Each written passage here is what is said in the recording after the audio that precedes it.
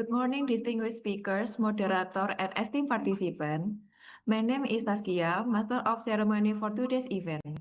On behalf of Institute for Social Services Reform, I would like to warmly welcome you to today's webinar entitled Geopolitical Dynamics and its Impact to Energy Transition Agenda in Southeast Asia region and Indonesia. For your convenience, interpreter services are available. Please click the globe icon at the bottom right corner of your screen. We are honored by the presence of representatives from diverse institutions who share a common interest in understanding the current geopolitical situation and its implication on Southeast Asia and Indonesia energy transition. To give you an overview of today's session, we will begin with opening remarks by Ibu Erina Mursanti, Deputy CEO of ISR. This will be followed by a presentation session by panelists for 60 minutes. After that, we will have an interactive Q&A session for another 45 minutes where participants will have the opportunity to engage with our speakers. Finally, we will conclude with summary of key takeaways and closing remarks. We encourage you to stay until the end to make the most of this discussion. Before we officially start, we will have a quick group photo session. We will kindly invite everyone to turn on your camera and join the photo. I see everyone already has camera on. Okay, we will take the photo in 1, 2, 3. 1, 2, 3. Smile. Okay. 1, 2, 3.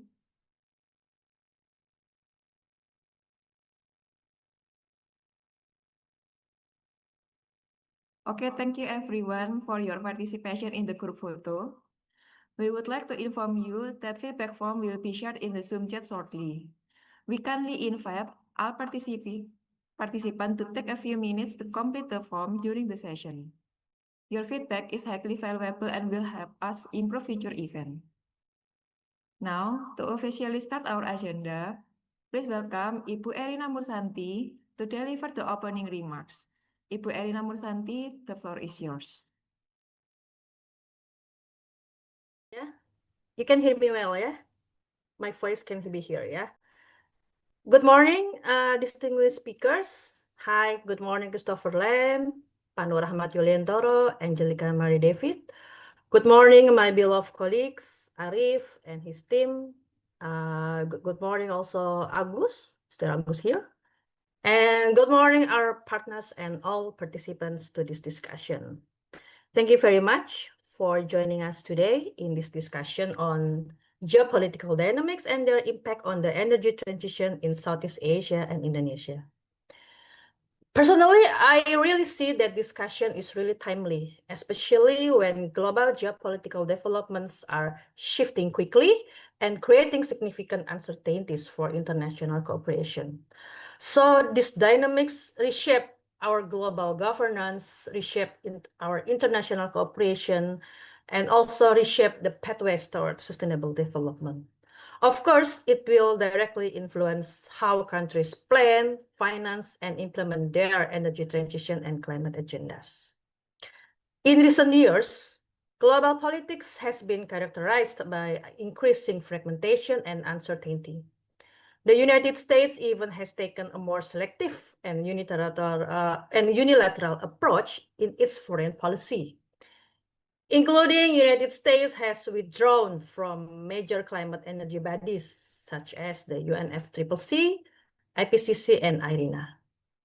For climate change professionals like us, these shifts raise our concerns about the future of global climate governance and the stability of mechanisms that many countries rely on to support their energy transitions. This situation even has grown more complex with the recent U.S. intervention in Venezuela that we just know recently. It has attracted global attention and also reactions from many regions, including us, Southeast Asia. This shows how assertive and unpredictable the geopolitical landscape has become. it will affecting regional stability and also the policy environment for energy transition efforts. For us, Southeast Asia countries, the implications are real and it's very significant. Our region is one of the most climate vulnerable. We face increasing risk from extreme weather events, sea level rise, and environmental degradation. At the same time, Southeast Asia's energy demand is growing rapidly due to economic expansion, population growth, and industrialization. We, as a region, as a Southeast Asia countries, we have to continue to implement energy transition and climate adaptation simultaneously, even though sometimes we have limited fiscal space in institutional capacity. But energy transition is not an option. We have to implement energy transition and also increase our economic growth. For many Southeast Asian countries, multilateral institutions also play a critical role in enabling energy transition efforts. These institutions provide not only financial support, but they also provide us technical assistance, policy guidance, and platforms for regional coordination that really useful for us. So the weakening of multilateral climate leadership, like for example,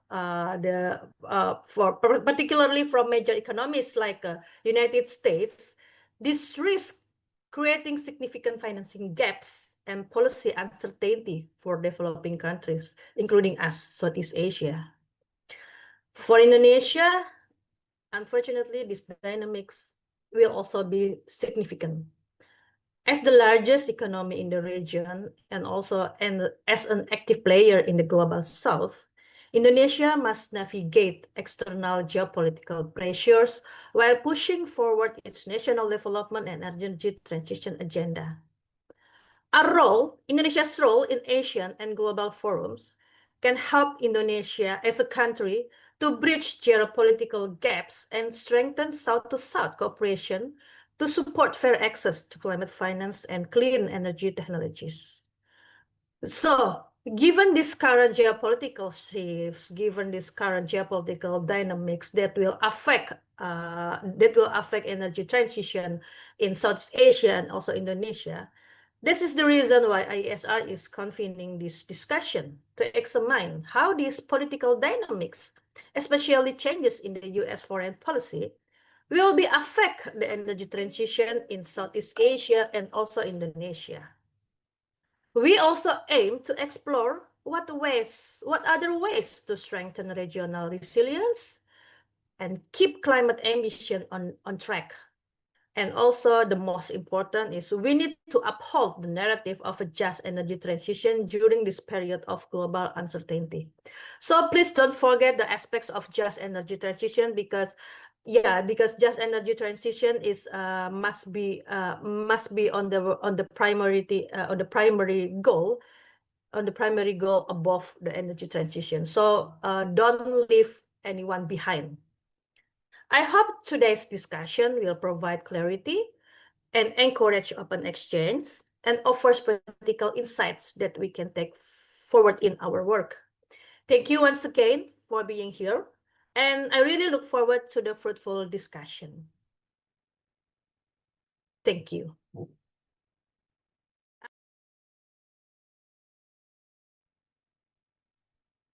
Thank you, Ibu Rianina Mursanti, for the opening remarks and setting the context for today's discussion.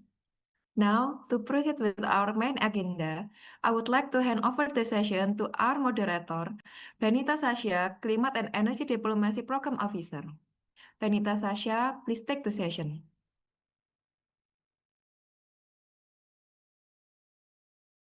Thank you, Taskia and Mbak Erina, for opening this webinar. Good morning for our dearest participants and speakers from Indonesia and regional in Southeast Asia. My name is Benita Sasha Jayanti, Climate and Energy Diplomacy Program Officer at the Institute for Essential Services Reform, IESR, and I will be your moderator for today's webinar, titled Geopolitical Dynamics and its Impact to Energy Transition Agenda in Southeast Asia and Indonesia. Recent shifts in United States foreign policy, such as its withdrawal from key climate commitments, pursuing unilateral actions, have increased global uncertainty and weakened international climate cooperations. These developments pose serious challenge for sure for countries like Indonesia and the region where it sits, Southeast Asia, that is already considered highly climate vulnerable and depends on stable multilateral support for its climate finance and energy transitions. So within this context, we will hear some perspectives from our distinguished speakers. Here, we already have Dr. Christopher Lan, Senior Fellow and Acting Coordinator, Climate Change in Southeast Asia Program, ICS from ICS Yusof Ishak Institute. Angelica Mary David, Manager for Energy Policy from Institute for Climate and Sustainable Cities, ICSC, and Professor Dr. Nur Rahmat Yuliantoro, Professor of Studies in Human Society, American Government and Politics from Gajah Mada University. Each presenter will be given 15 minutes time to present their findings. And to start with, I would like to invite Dr. Christopher Lan to present on the context of ASEAN and the Global South. Christopher, the time is yours. Thank you.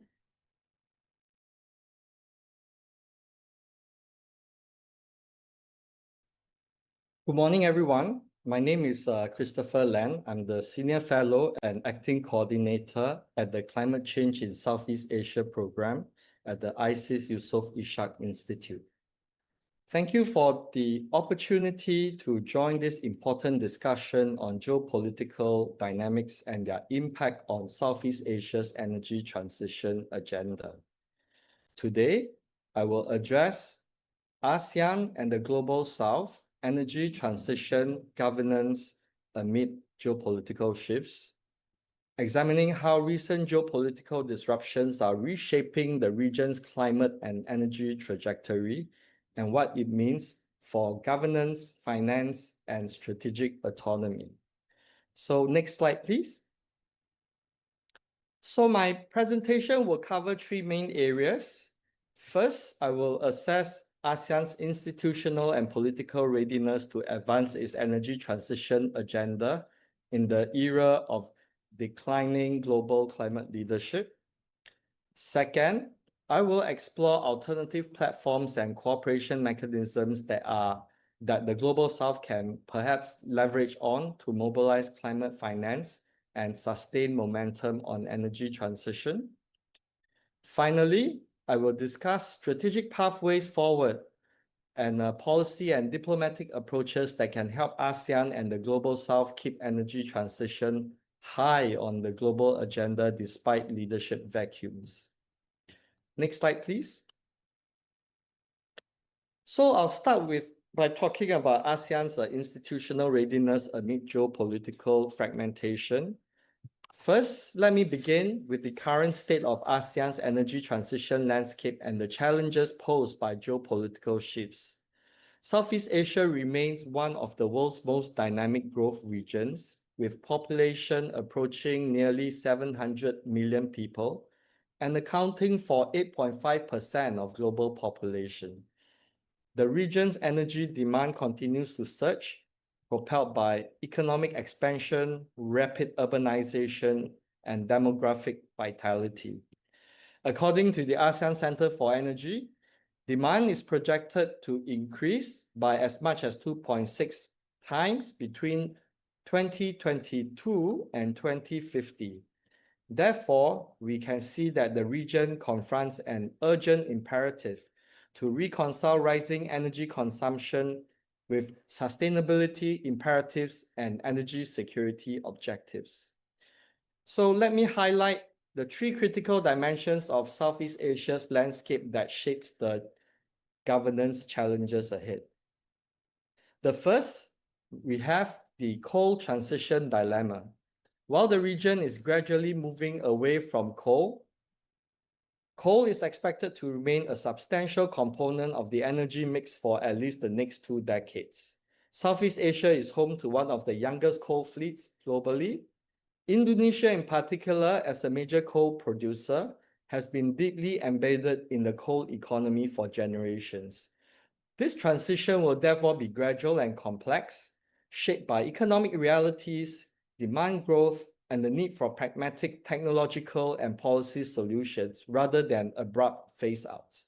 Importantly, it will require substantial financial backing. Second is the point on renewable energy and low-carbon technologies. The region is working towards a transition to renewables through the deployment of low-carbon technologies. Under the latest ASEAN Plan of Action for Energy Cooperation, covering 2026 to 2030, member states have collectively set aspirational targets, and this includes achieving a 30% share of renewable energy in primary energy supply and a 45% share in installed power capacity by 2030. The region also aims for a 40% reduction in energy intensity by 2030 compared to 2005 levels. So in this regard, we can see that the targets are rather ambitious. Besides wind, we talk about solar, we talk about hydropower, increasingly we talk about biofuels, but we are also looking into green hydrogen and nuclear energy in the region. So third, when we talk about the ASEAN power grid, this is a very important dimension of Southeast Asia's energy transition. Regional energy cooperation is embodied in the ASEAN Power Grid initiative.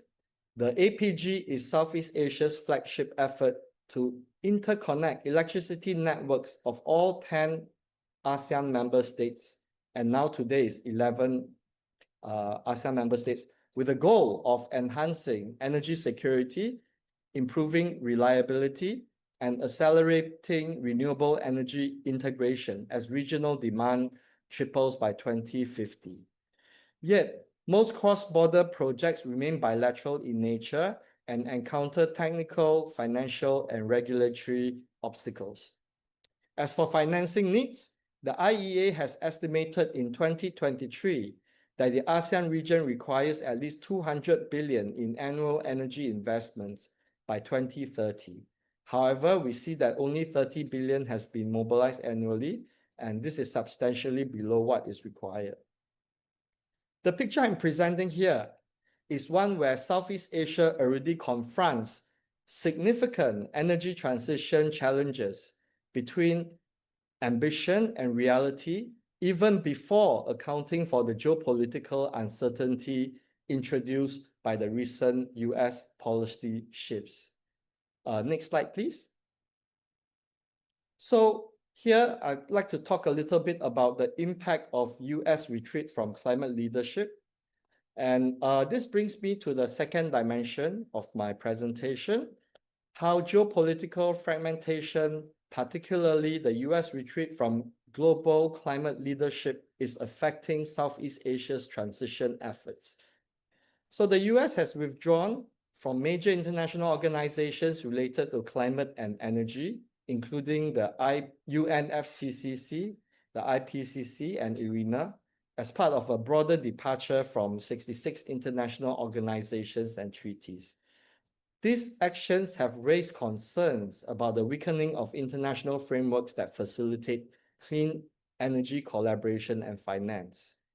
Bloomberg reported that US investments in renewable energy declined by approximately 36% from late 2024 into the first half of 2025, representing a drop of 20.5 billion due to policy and trade uncertainties.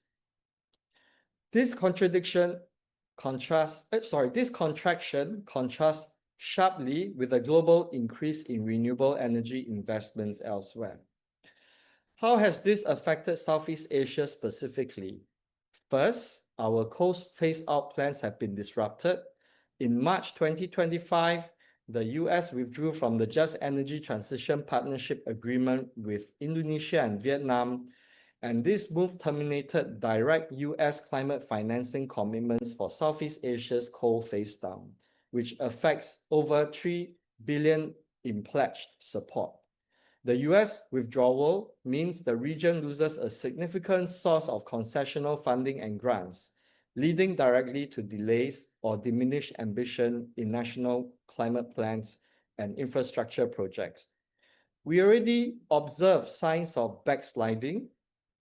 In Indonesia, despite commitments to transition away from coal, a new national plan released in April included provisions to add another 26.7 gigawatt of coal capacity to meet industrial demand. Second, US AID closure has disrupted regional energy integration momentum. US AID has been an important facilitator of dialogue on the ASEAN power grid through programs like the Southeast Asia Smart Power Program and in matching US investors with clean energy projects. Its closure has interrupted momentum in ASEAN's regional energy integration plans. Third, tariff policies have strained national budgets and diverted political attention. The Trump administration's tariffs have sharply increased costs on Southeast Asia's exports to the US, especially solar panels, electronics, and manufactured goods. This is forcing governments to reconsider carbon tax strategies and straining national budgets due to lost revenue, job cuts, and increased economic volatility. This ultimately diverts attention and resources away from energy transition priorities. All considered, US retreat represents not just a financial gap, but a serious setback for trust between US and Southeast Asian countries, fueling doubts about the reliability and durability of US-American commitments in the region. So next slide, please. So then the question is ASEAN institutionally ready and politically prepared to lead its own energy transition agenda in the absence of reliable US leadership? The ASEAN has made notable strides in establishing frameworks for regional energy cooperation. The new ASEAN Plan of Action for Energy Cooperation for 2026 to 2030 reflects collective resolve to address evolving energy challenges through a unified approach. The ASEAN Carbon Neutrality Strategy published in 2023 provides an overarching framework for coordinated action. However, several institutional gaps remain. There is a problem with coordination capacity. While ASEAN has established frameworks for dialogue, translating regional commitments into bankable projects with coordinated regulatory approaches remains challenging. The ASEAN power grid requires coordination among the 10 regulatory regimes, lengthy permitting processes, and alignment of diverging national policies. Next, there's the question of financing mechanisms. The launch of initiatives such as the ASEAN Power Grid Financing Facility by the ADB and World Bank in partnership with the ASEAN Secretariat represents progress. Yet, mobilizing the estimated 800 billion required for transmission and power generation for the region.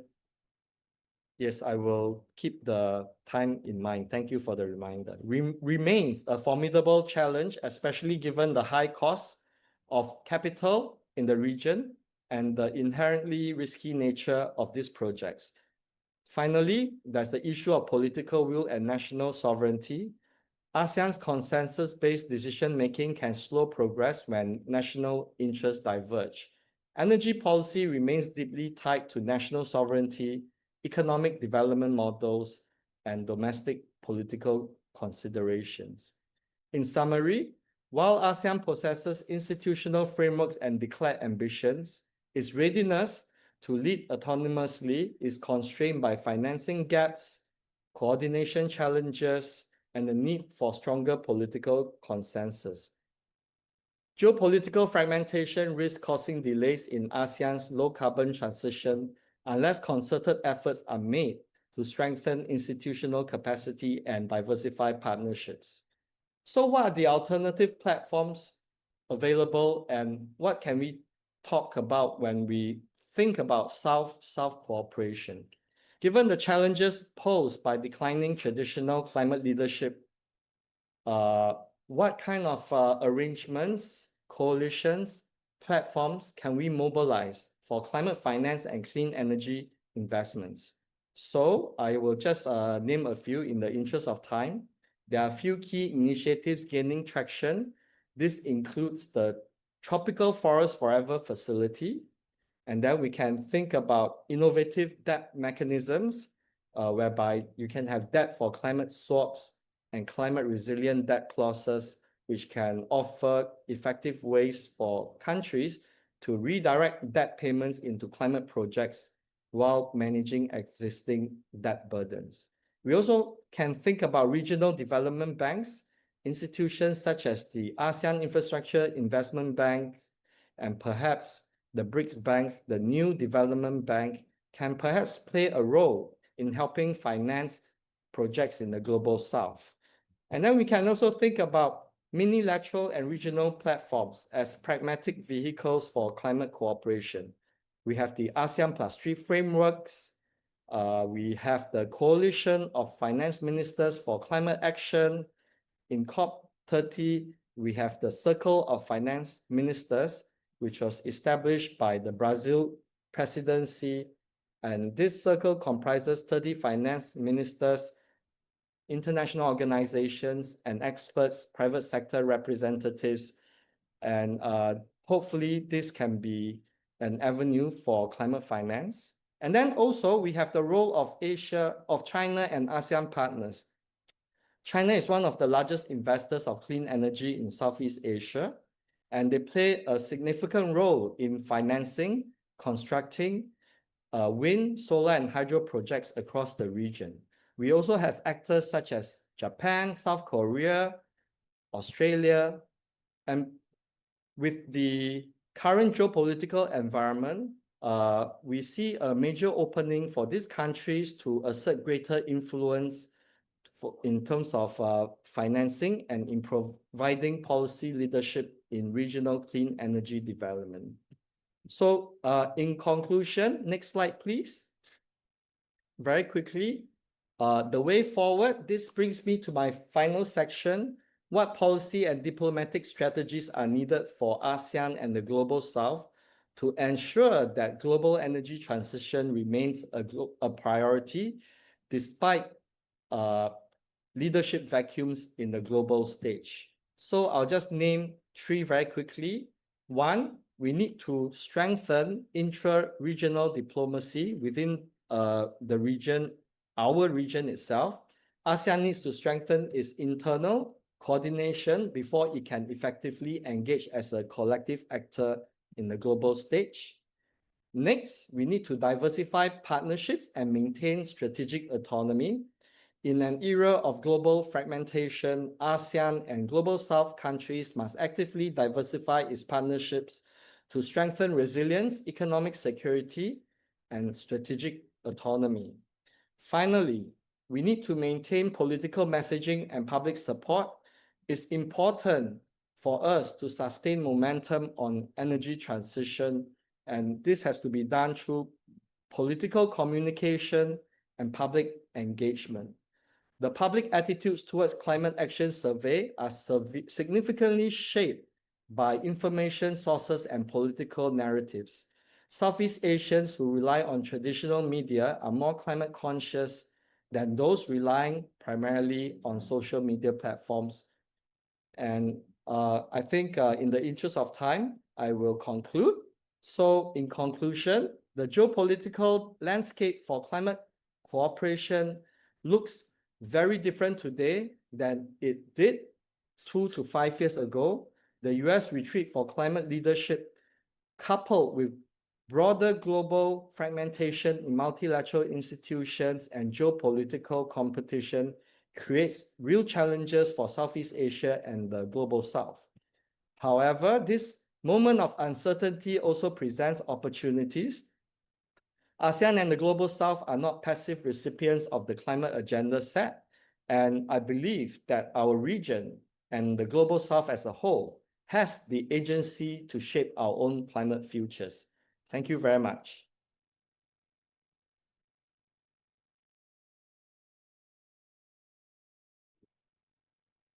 Thank you, Christopher, for the very sharp and comprehensive presentations. For participants, you can already type in questions if you have, after listening to Chris' presentations, you have questions, you can already type into the chat box. But I will now hand over the next presentations to Angelica, who will be speaking about the context of maintaining ASEAN agenda continuity amid geopolitical uncertainty. Angelica, you are welcome to start your presentations. Thank you. And thank you to IESR for organizing this timely discussion. So I'm Angelica David, Manager for Research and Energy Policy at the Institute for Climate and Sustainable Cities. And my presentation for today would focus on ASEAN and the momentum on the energy transition. So Dr. Len earlier focused more on the diplomacy side on overall ASEAN, but from my end, I'll focus more on the energy priorities, or at least on how the PH chairship also in the ASEAN for this year would also contribute to that. So I'll proceed now to the next slide, where I'll just maybe discuss the opportunities in the ASEAN to give more context, considering that Southeast Asia is already at a critical turning point. So our region is becoming increasingly vulnerable to climate impacts, to energy price volatility, and to external shocks. While at the same time, we're also facing a lot of opportunities from clean energy development. Our energy systems currently still remains heavily dependent on fossil fuels, which also poses risk to energy security and long-term economic growth. But at the same time, our regional energy demand continues to grow, and it's also expected to triple by 2050 compared to the 2020 level. So without strong policy intervention, the fossil fuels are also projected to continue dominating the energy mix.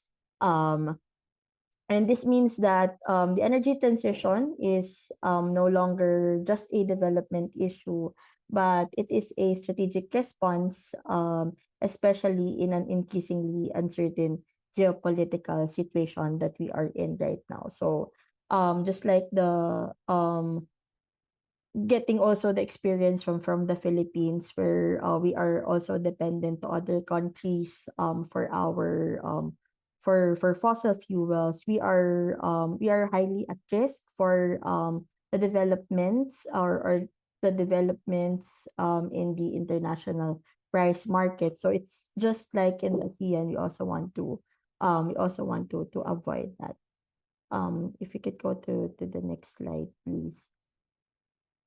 Just to put in further context,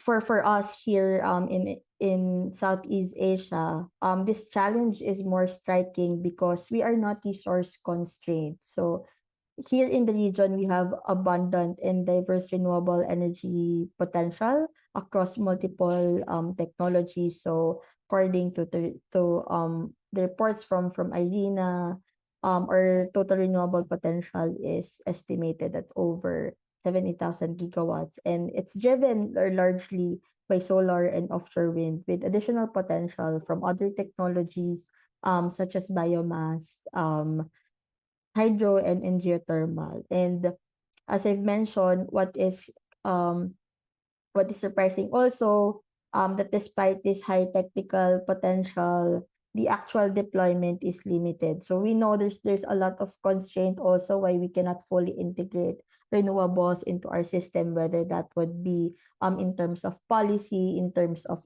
implementation, or technological limitations.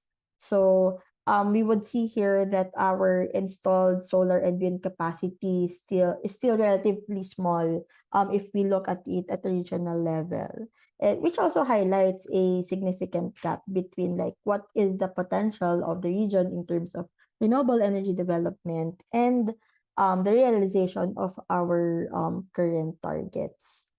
And in the next slide, we also recognize both this risk and opportunities. So as we've known last year, we already have the new APAEC, or the ASEAN Plan of Action for Energy Cooperation for 2026 to 2030, and actually the ambitions and the targets were already raised there. So the region now has a target of 30% of RE in its total primary energy supply, and 45% in its stored power capacity by 2030.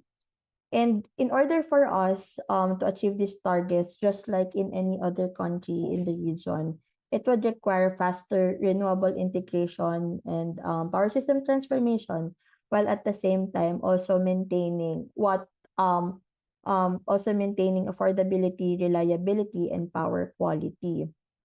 So to further put the energy transition and its also socioeconomic impacts, as we accelerate towards more renewables, we also believe that the energy transition can also deliver multiple social economic benefits, particularly on stronger economic resilience, job creations, industrial development, and of course, as a top priority would be a long-term energy security across ASEAN. All right, next slide, please. More on the regional collaboration to strengthen ASEAN. This is where we think it is essential. So ASEAN centrality has a long anchored cooperation already amid uncertainties outside the region, even in the previous decade. So it still provides a platform for dialogue among the member states and external partners, and at the same time still also protects the engagement of each of the member states to the other external forces outside of the region. We know that this centrality is also being challenged currently by strategic competition across the countries, and also the geopolitical disputes as presented earlier. And with the energy transition now sitting at the core or at the heart of ASEAN priorities, which also addresses different problems or different issues such as energy security, economic growth, and strategic autonomy. So when we transition, for example, to reduce our fossil fuel dependence, it also lowers our exposure to price volatility and to geopolitical supply disruptions. I think we have a couple of example or experience during in the past 5 years between Philippines and Indonesia, for example, wherein we see how policies from Indonesia would affect supply in the Philippines, considering that we import most of our coal from Indonesia. So even the other geopolitical assets that we currently have, like for example, clean energy technologies, grid developments, critical minerals. These are not just assets, but they're not just, like for example, like development tools, but they're also geopolitical assets that we also have to look into. So outside of that, even the foreign investment flows in clean energy development are also shaped by major power interests, both creating opportunities and risks, considering that for ASEAN in particular, member states are also cooperating with other big countries that are also leading in power development. So all of this, while we're supporting rapid economic growth and rising demand, it makes it makes the transition more critical for our economic resilience. And without strong ASEAN coordination, the energy pathways risk become more fragmented, externally driven, and less effective. So I just really wanted to reiterate that we must maintain, us as a region should maintain our unity while we're engaging with external partners, but at the same time, also protecting our interests. No, what are the priorities from our end in the region? Next slide, please. I'll go more deeper in the Philippines as an ASEAN chair for this year, since it also plays at a critical like a critical role at the moment, since it also the chairship should also uphold the centrality by positioning ASEAN as a neutral platform for managing geopolitical dispute. And but at the same time, the chairship should also safeguard energy transition and climate cooperation as core of the regional priorities, and ensuring that they're also not sidelined by other priorities and other geopolitical tensions. So strengthening collaboration on energy security, connectivity, policy alignment also allows ASEAN to bridge geopolitical uncertainty with long-term collective energy transition objectives. And with aside from that, it was also highlighted by the Philippine chairship that for this year they would also incorporate resilience. So like resilience would be the term that they would be prioritizing to be included in the plans for the initiative for this year. So how can we achieve overall resilience with the strategies and the priorities that we have for the energy sector this year? So since the senior official meetings were already done by last month, they also listed down the priorities for this year. So on the next slide, I'll just list it down what was also shared as priorities, as energy priorities for this year. So if we could go to the next slide, it was recognized that of course the ASEAN Power Grid will be operationalized. The memorandum of understanding for the APG would be operationalized, since it was they recognize it as it's pivotal in building a more resilient and sustainable energy future for ASEAN by 2045. And aside from the implementation of the activities under APAEC 2026 to 2030, we have here the key priorities as mentioned. Maybe I just wanted to highlight here the completion of multiple studies across technologies on nuclear, on carbon capture, on batteries and VRE integration as well, and at the same time the exploration of a regional renewable energy certificate market. Next slide, please. Okay. I've also wanted to part of the discussion would also be like the role of the civil society and think tanks. And from my end, coming from a think tank myself, this is what we think is our contribution also in the discussion. And I think it's also the same across most of the civil societies and think tanks across Southeast Asia, that we're able to provide independent policy analysis and evidence-based insights to our partners, whether they are coming from the government or to other institutions. And we also support the transparency of data and informed decision making as we work on policy development. And aside from the evidence building, we also contribute to the discourse building. No, we also raise awareness among not just policymakers, but also with the public surrounding the energy transition. And we also act as bridge between regional commitments and national and local implementation. Aside from next slide, please. And beyond research, CSOs and think tanks, also engage directly in the policy process. So if we could move to the next slide already. All right, there. Since I think from experience as well, governments are also open in engaging with other stakeholders such as civil society in the policy process.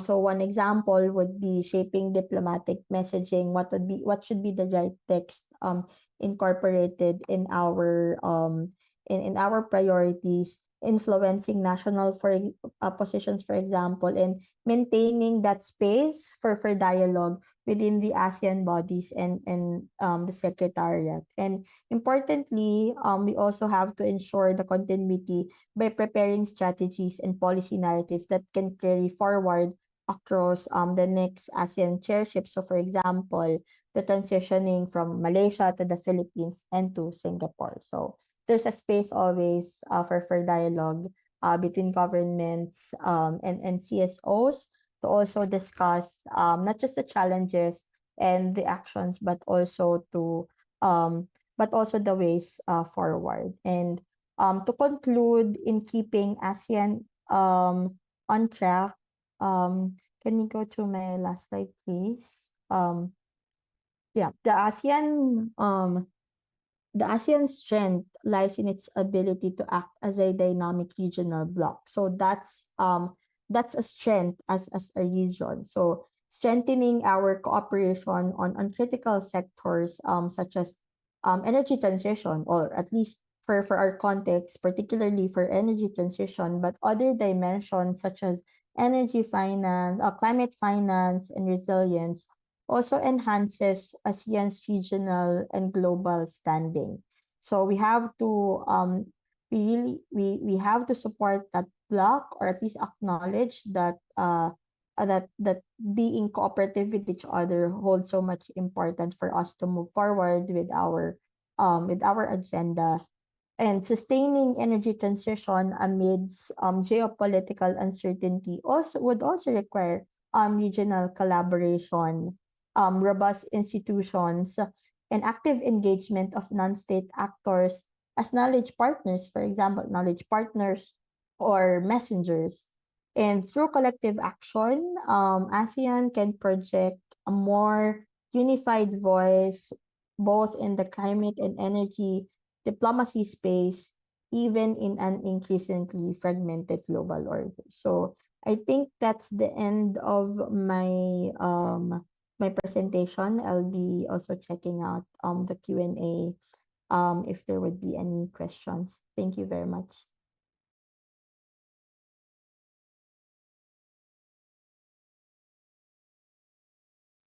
Thank you, Angelica. So for participants, if you have questions for Angelica, you are very welcome to already type in your questions within the chat box, and we will read throughout the Q&A sessions by the end of the presentations. So lastly, I would like to invite Professor Nur Rahmat Yuliantoro to present on the context of Indonesia, especially on Indonesia's foreign policy choices in a fragmenting world. So Professor Nur Rahmat, I give the floor to you. Thank you very much.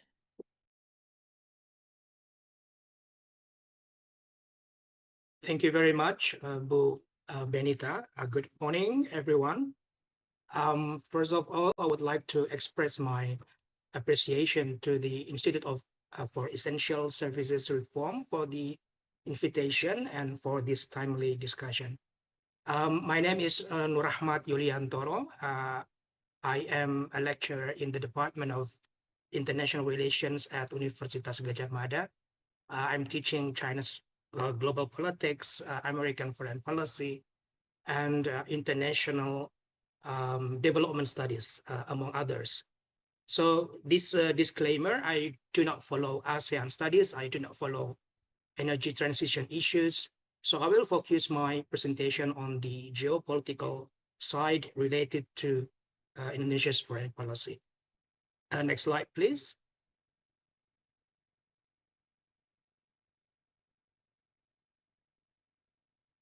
Hello, next slide. Okay, we are now entering a time when the main uncertainty in international politics is no longer about how power is distributed, but now most of the major powers have a good idea on how power is balanced.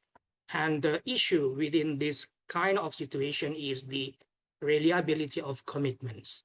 So to put it another way, my concern is that the current international system is slowly moving away from the old age question of who is the strongest and towards the more important question of how and who can be trusted. So the question of who can be trusted, I would say, is now becoming a bigger part of modern international politics, especially if you are paying attention to what happened lately in the Middle East, on the Europe, as well as the unpredictable foreign policy of the United States. We can see that alliances are becoming less stable. International institutions are under greater stress. And also, there is a growing competition between countries. And within this competition, we should put into the picture the strategic rivalry between the United States and China in many aspects. So these are the developments that many countries have to pay attention to. And especially for Indonesia, because Indonesia as the one of the middle powers, the major policy problem for Indonesia, in my opinion, is not whether the international system is breaking down, but the major issue for Indonesia is to maintain strategic independence. Indonesia also needs to preserve peace in the region, in Southeast Asia, and also sustain development and transformation due to this geopolitical instability. So again, if we can put this into the perspective, what we are seeing today is less predictable world. What we are going to see today is less stable world, and that is the situation that we are having right now. And if I can also return to my previous statement regarding the strategic rivalry and competition between the United States and China, as well as the latest development that happened in Europe and the Middle East, for example, we can see that now major powers are more willing to act unilaterally. And it is within this kind of international system that what we see today is uncertainty. Again, I should put an emphasis on this uncertainty, and then less predictable, as well as less stable. That's the current international politics that we have right now. Despite this, I also see that major nations are willing to cooperate together, especially on issues which related to the interests of the world. For example, on climate change, the energy transition. This cooperation have made the strategic situation even more challenging. And this is especially essential for not only major powers, but also middle powers like Indonesia or other countries in Southeast Asia, because these countries would faces a high risk of climate change, a growing energy demand on the region, and also financial issues, funds to make large investment in the transition. Next slide, please.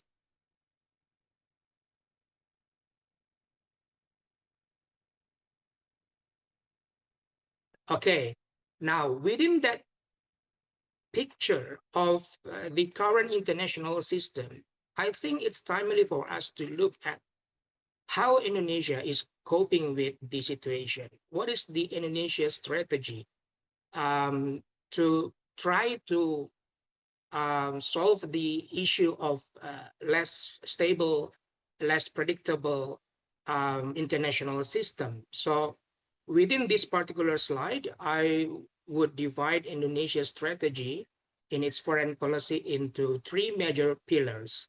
The first one is what we can say as the centrality of ASEAN, or ASEAN centrality. For those of you who are following ASEAN, I think this is normal. This is not a strange strategy that we can have.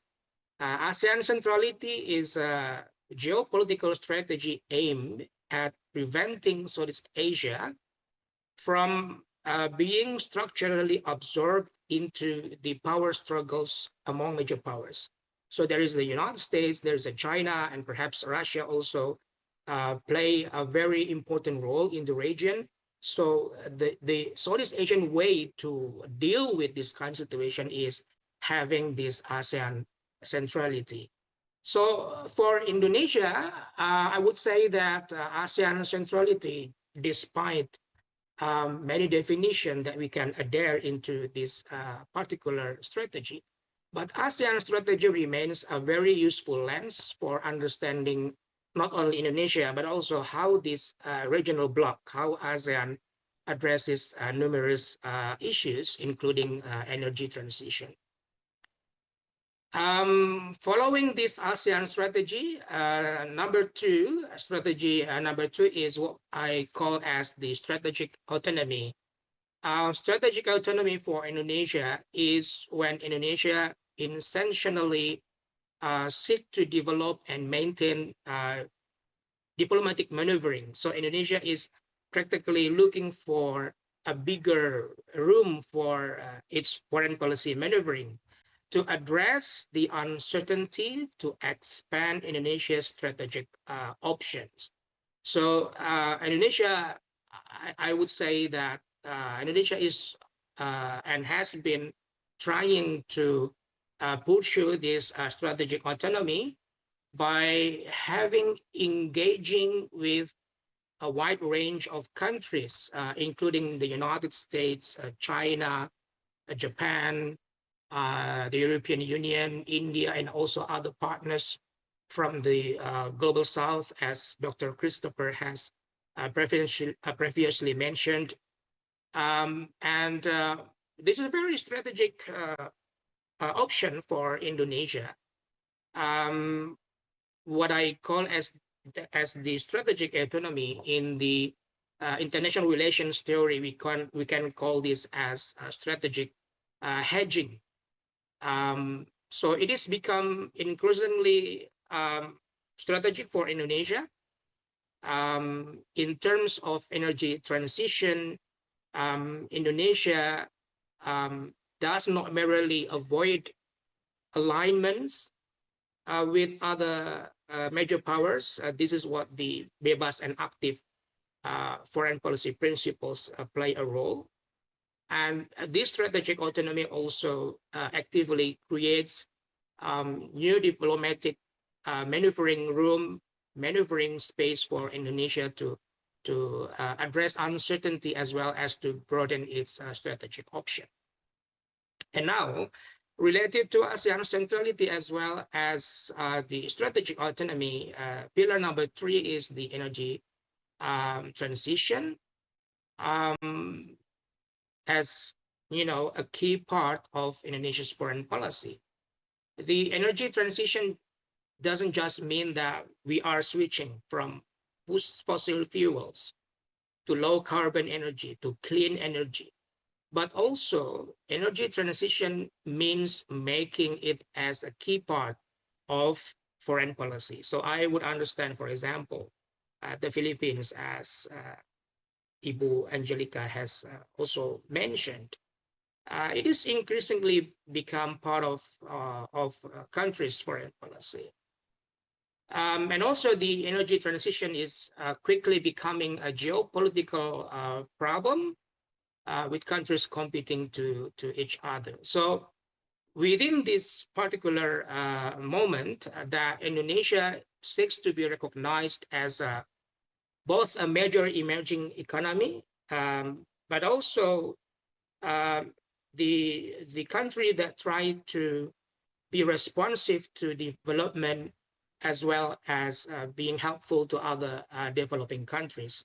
So when we have this, for example, Just Energy Transition Partnership, it is one of the implementation of this third pillar of energy transition to Indonesia. The next slide, my last slide, will be the conclusion slide. So the next slide, please.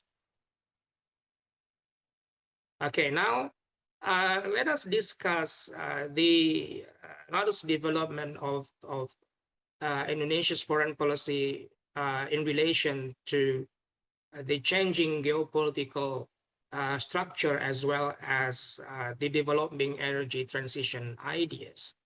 I would say that today Indonesia's foreign policy has been shifting from the traditional non-alignment, not aligned with China, not aligned with Russia, not aligned with the United States. But Indonesia is seeking toward more active strategic non-alignment. So it is not only non-alignment, but also seeking for more benefits, seeking to more advantageous options by having relations with many countries, including those major powers. And this active strategic non-alignment will be effective if Indonesia pays attention to its diplomatic skill and also diplomatic economic resilience. And for we as Indonesians, today we are having this public debate on foreign policy begins at home. Indonesia joining the Board of Peace, for example, and it has been criticized by many in Indonesia, while the government is trying to explain the reason why Indonesia joined the Board of Peace. However, the explanation still cannot touch the root of the issue, I would say.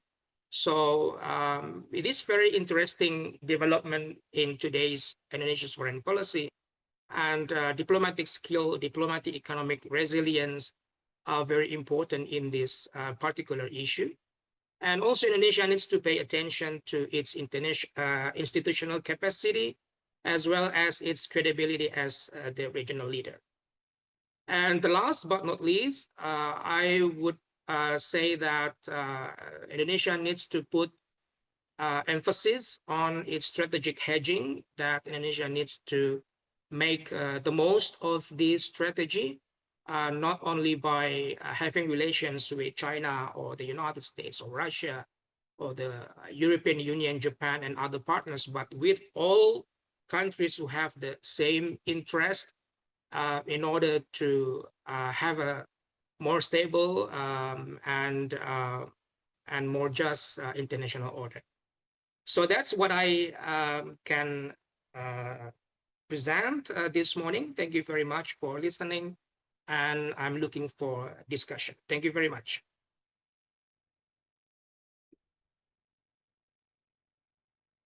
Thank you to all speakers for the presentation, and thank you also to Pak Nur Rahmat for the very sharp presentations. Before we move on to the next Q&A sessions, I would like to remind everyone to fill in the feedback form that we already provide by clicking on the link already sent on your chat box. Okay, now we move forward to the Q&A sessions, and to start with, I already see questions, and also, if I'm not mistaken, someone was raising their hand. But maybe to start with, I would like to open with one question for both Christopher and Angelica, and perhaps if later I would like to ask Pak Nur Rahmat. But my question to Christopher and Angelica. Do you think that within this current geopolitical uncertainties that the energy transition and climate agenda will remain as priority within ASEAN chairmanship?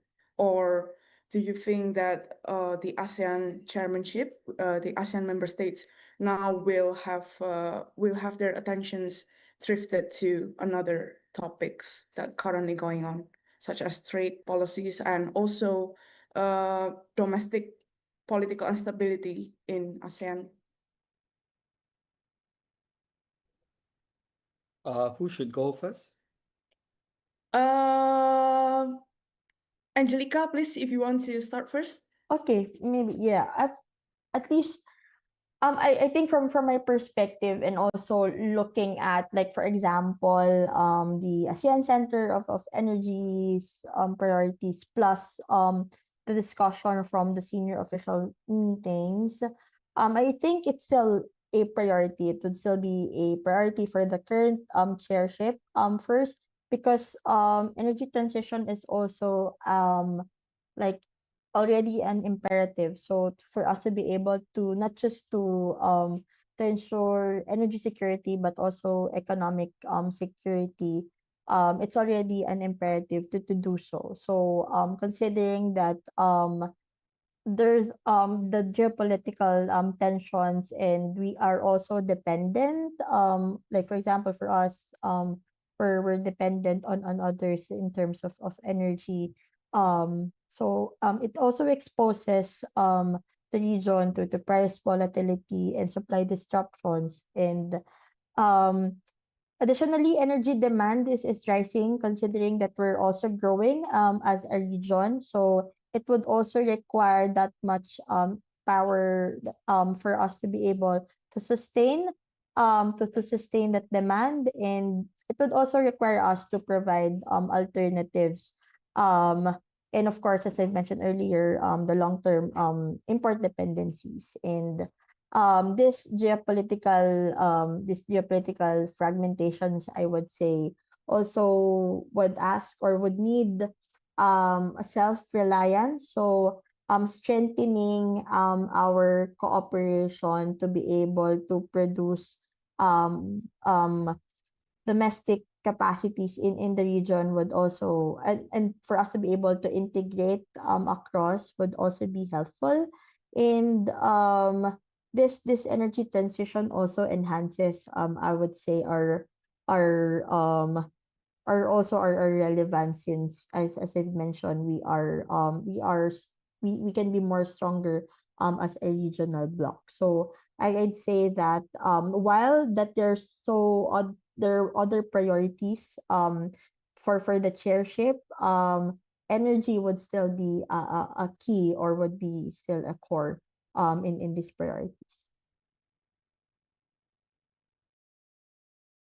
Angelica, so the energy transition and climate agenda is already imperative for Southeast Asia, especially seeing how it's severely impacted by the climate crisis in certain countries. Okay, Chris, you want to add something to these questions? I believe you have. So adding to what Angelica has said, I agree. When we talk about energy, even putting aside the notion of net zero and decarbonization, there's always the issue of energy security at the end of the day, right? And energy security, in that sense, is an existential challenge for the region. And we see that We are increasingly reliant on imports in the fossil fuel space, and that costs money, that will have implications for health and for the economy. So I think that this is an agenda that the ASEAN community cannot run away from. Energy is essentially the lifeblood of the economies, and it is important that we get it right. Then the question is, why are we then looking at the potential for clean energy and renewable energy, right? Putting aside the implications of growing import dependence and the costs associated with it, I think that if you believe that the green economy is a new engine of growth for your country, and that it is an important sector to grow because it offers new employment opportunities, I think it's a complementary idea on why it is important to continue to emphasize on developing our clean and green economies. And for that reason, I think that it should be a priority for ASEAN.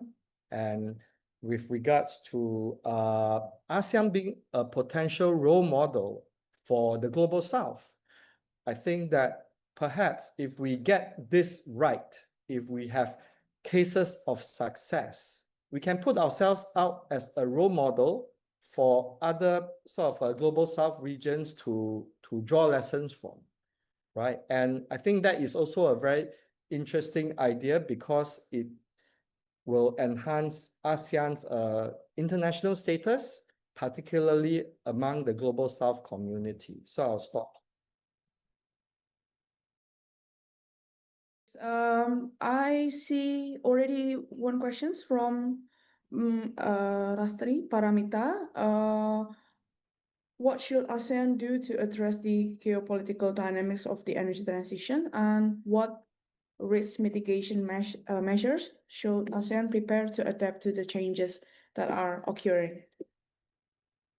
So I believe that the questions have already answered partly by Angelica or Christopher before, but if you want to maybe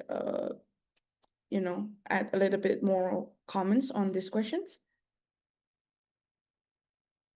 Maybe just to add a bit more, maybe because there's already some mechanisms that are there, that should be also operationalized already. So for example, we already have APAEC, then the new APAEC, which is like our blueprint already of what the region should do towards the energy transition. So that's already one, and there's a lot of as I've mentioned earlier, included in the priorities of the chairship for this year's ASEAN would also be to operationalize, for example, the APG, or the ASEAN Power Grid MOU. So there are existing mechanisms. It's just that it has to be implemented effectively, while at the same time also use that mechanism, or those ASEAN-led mechanism, to anchor cooperation across the region. Think it's also very it's very insightful for me earlier, what was shared by Professor Noor when he said that when we talked about the strategy of Indonesia on non-alignment, and it's something that I think also borderlines a discussion on centrality of what ASEAN should also strategically do, to be able to protect its own interests, while at the same time also engaging with other major like powers. Thank you, Angelica. I will now have questions to Pak Nur Rahmat. I was very interested to hear your presentations and your idea that Indonesia's current foreign policy should be pursued by active strategic non-alignment, But in one of his speeches, President Prabowo actually suggested that it may be impossible for Indonesia to remain fully non-aligned, warning that countries may leave Indonesia on itself. So in an increasingly unpredictable and polarized geopolitical landscape, do you think that Pak Prabowo's speech on impossible for Indonesia to stay non-aligned is correct, or do you think that Indonesia should sustain its long-standing foreign policy? Well, thank you, Bu Benita, for your question. As I previously mentioned, and I would make an emphasis again in this answer, is that today we are having this changing world. The world that we have right now is very, very different to what we had after the Second World War, for example, or during the Cold War. Now, as Ibu Angelica mentioned previously about interdependencies, as well as energy security, and also when Dr. Christopher said about the ASEAN as the good role model for Global South, we are seeing the changing landscape of international politics. However, in my opinion, if the Indonesian government is approaching this changing international system by leaving out the principle of bebas aktif, free and active foreign policy, and Indonesia cannot cope with non-alignment principle, I would say that that might be not received very well, not only domestically, but also internationally. Domestically, if I can see that most of the conversation related to Indonesian foreign policy, many commentators, they would say that Indonesia should remain sticking to its bebas aktif foreign policy, because that is what makes Indonesia unique. That is what makes Indonesia as one of the moral voices of the current international system. By having not aligned to China, to the United States, or to other major powers, Indonesia is, in my opinion, establishing itself as one of the leading norm maker in international politics. So when you say that Pak Prabowo is telling the audience Indonesia cannot depend on its non-aligned movement, I would say, well, I don't know, but perhaps this is something that we need to reassess. I cannot say that this is incorrect. I cannot say that this is something that the government should not pursue. But it is arguable, it is debatable, and in my opinion is that Indonesia still needs to stick on its bebas and active foreign policy. Thank you, Pak Nur Rahmat. Maybe one last questions to Chris. Yeah, I was interested to hear your perspective on U.S. Imposing this and withdrawing this climate agreements, and also imposing a very high percentage of trade. Imposing trade policies to Southeast Asia. Do you think that it will cause major setbacks to Southeast Asia's efforts in pursuing renewable energy manufacturing, as Southeast Asia renewable energy products will be imposed very severely with these trade policies issued by the President Trump? Yeah, so I think in terms of trade, especially the clean energy trade to the US, I think it remains to be seen how it will be affected, because you can see Trump's attempt to roll back on various renewable energy projects within the US, although some data do show that the renewable energy continues to grow. I don't have the data on the trade flow of the sort of current clean technology manufactured products flowing into the US, but I think there may be some implications because investors may slow down in terms of their investments and production because of the uncertainty. I think the main thing that is causing pain right now is actually the uncertainty, and that affects investment decisions.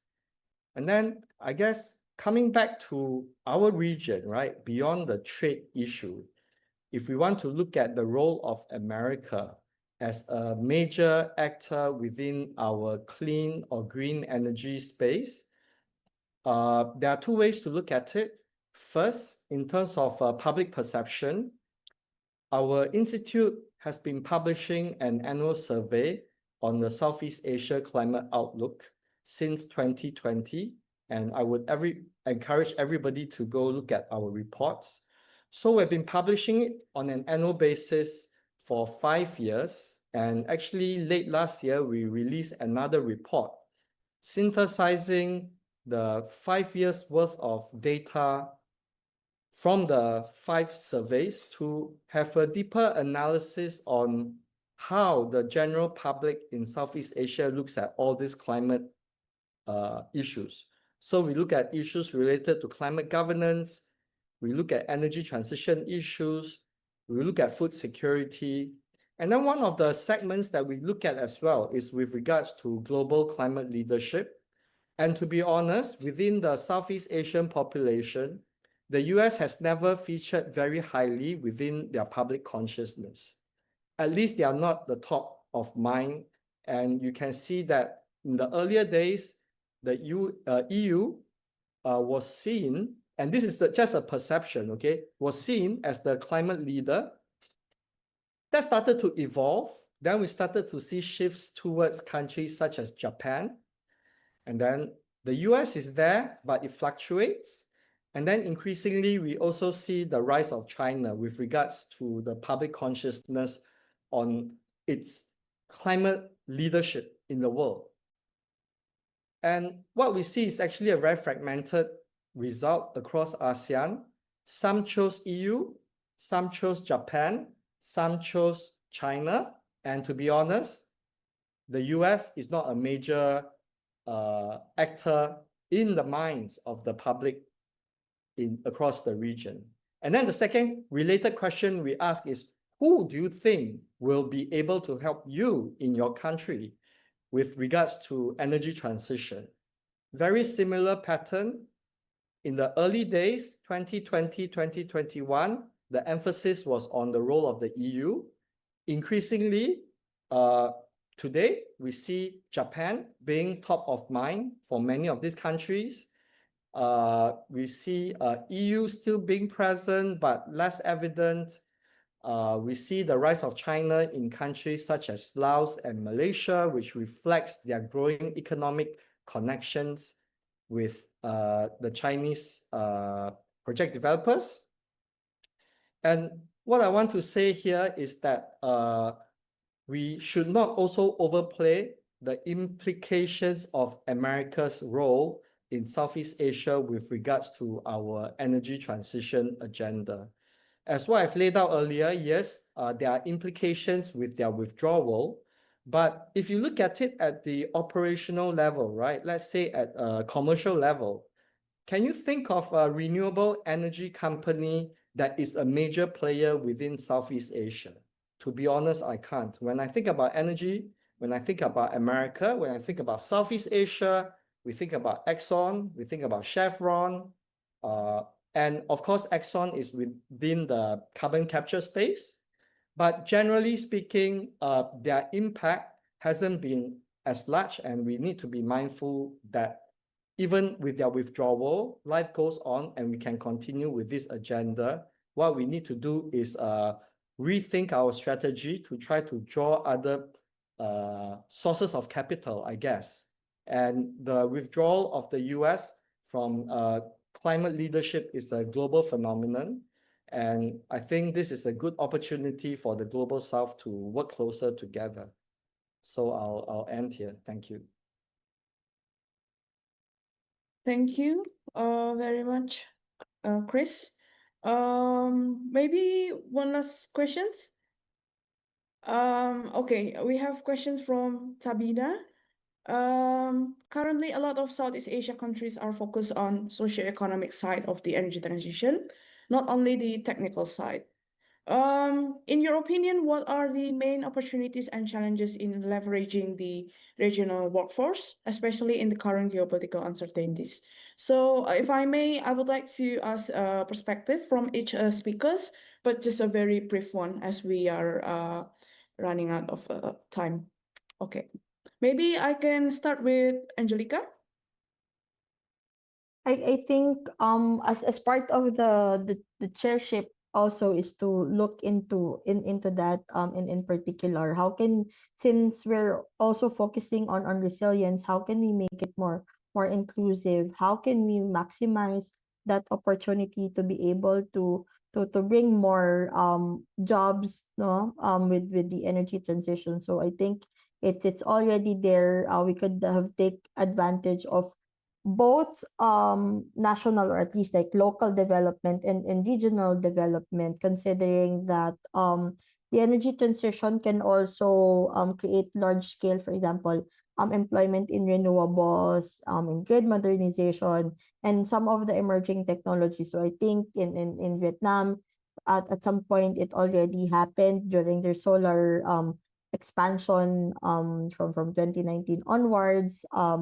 And there's also an opportunity for us to be able to be I'd say a hub, like a regional hub for renewable energy development, bringing in the technology or manufacturing the technology here for us to be able to directly to be directly benefited to directly benefit us in this kind of development. So we can position ourselves as a region as a competitive clean manufacturing base. So I think that's an opportunity that we could also look into.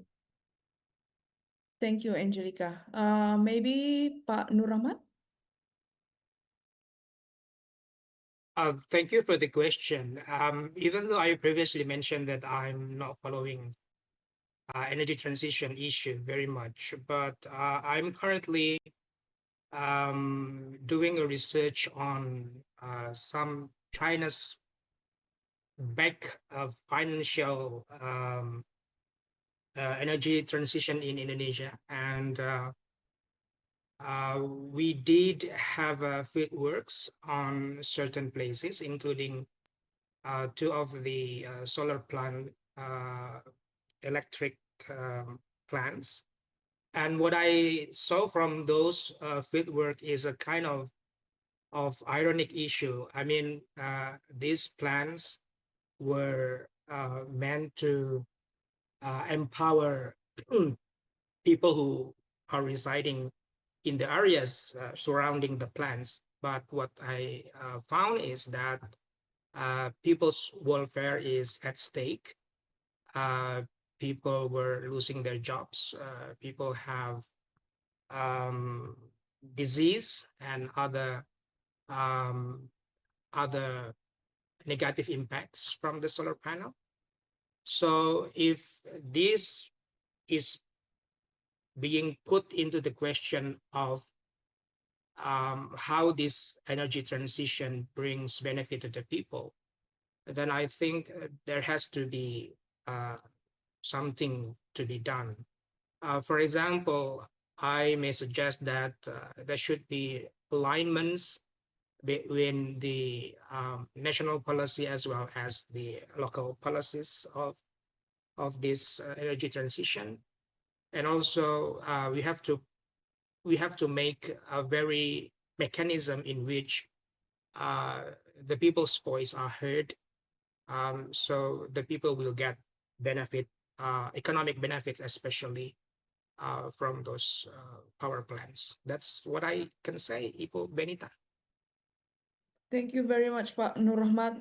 It is very fortunate for us because our diplomacy program actually also focus on China diplomacy. So maybe next time our colleague from China diplomacy will also invite you to our next meeting. Thank you, Pak Nur Rahmat. And lastly, Chris, your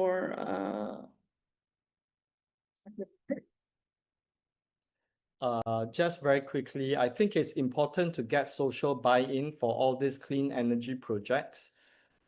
Local community engagement and public communication is a very important dimension to get buy-in for the energy transition. And the important thing to remember, as said at the beginning, is the importance of just transition. Ultimately, they must benefit and be seen to benefit and to feel that they are benefiting from all these changes that are coming. Because if you don't do it right, you get all kinds of crazy ideas going around, and people will become very hesitant or resistant towards renewable energy projects. There may be a new project that's going to be sited near their community. They may start to resist that. And also, I think what's important is that the benefits of all these renewable energy projects needs to be equitably distributed between the investors with the local community. And what's important is that the workforce must be excited that this transition is coming. They have a role in it. There are job opportunities, high value employment for themselves and for their children. Otherwise, if they feel that they are not a beneficiary of all these things that are happening, you may get more and more resistance towards renewable energy project in the region. So workforce engagement, community engagement is a very important aspect of our energy security strategy for ASEAN. Thank you.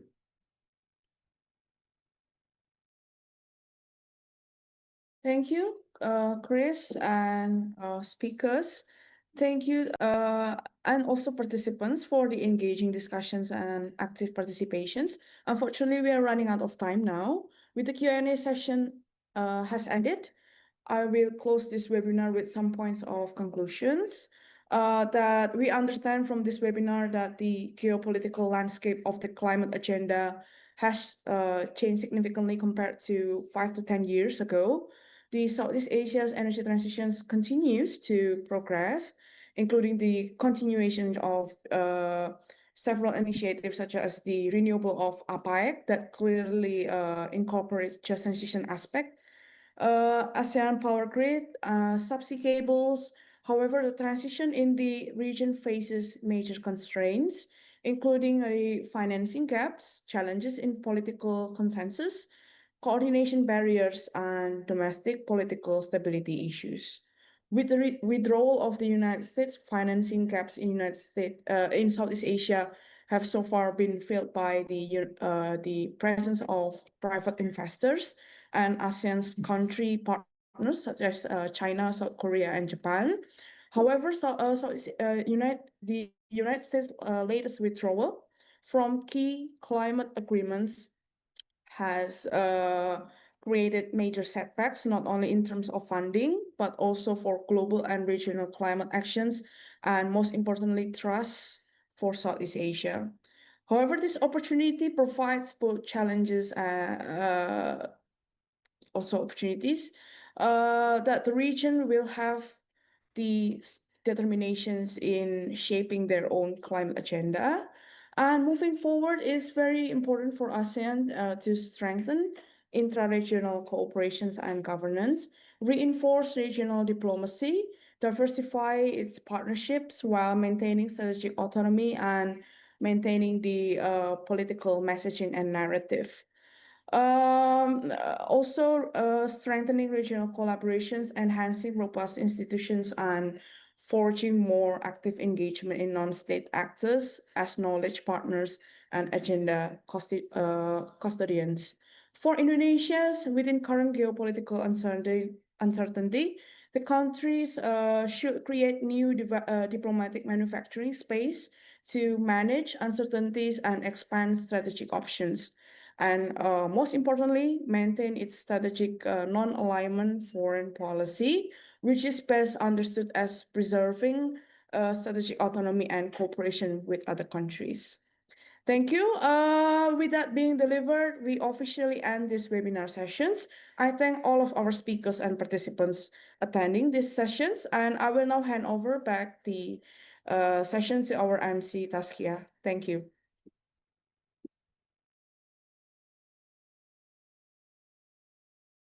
Thank you, Beniva, for moderating the session. Dear participants, this brings. We hope the discussion have provided valuable insight and fostered stronger collaboration among us. We'd like to inform you that a feedback form QR will be displayed on screen.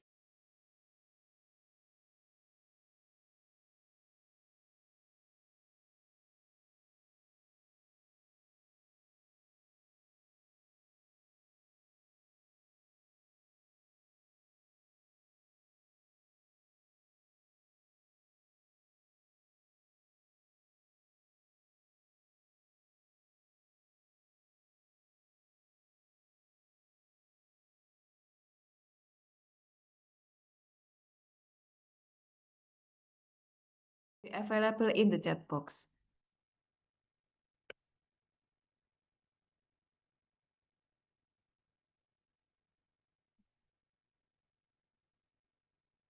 On behalf of the organizing team, I would like to extend our sincere gratitude to our distinguished speakers, moderator, and all participants for your active contribution and engagement.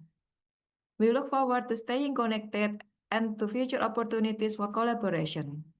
Thank you once again and have a wonderful day.